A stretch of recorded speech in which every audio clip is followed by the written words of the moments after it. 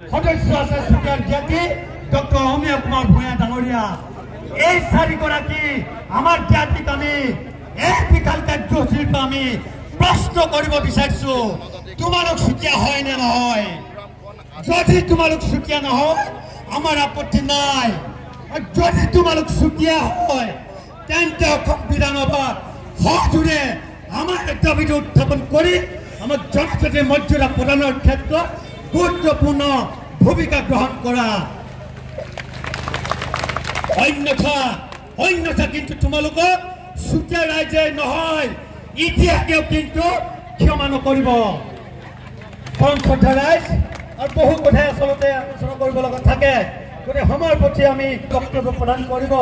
সদৌ আজি যে আপোনালোকে বিভিন্ন প্ৰান্তৰ পৰা আহি ইমান কষ্ট আৰু জনাই আমাৰ সময় কাষত সামনে মাৰিছো। ধন্যবাদ।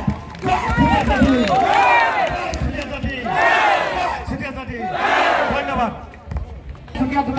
অসমৰ কেন্দ্ৰীয় সমিতি সন্মানীয় সাধাৰণ সম্পাদক কলাপ হাজৰিকা ডাঙৰীয়া আৰু কলাপ হাজৰিকা ডাঙৰীয়া তেখেতৰ বক্তব্য দাঙি ধৰিবৰ কাৰণে অনুৰোধ কৰিছোঁ।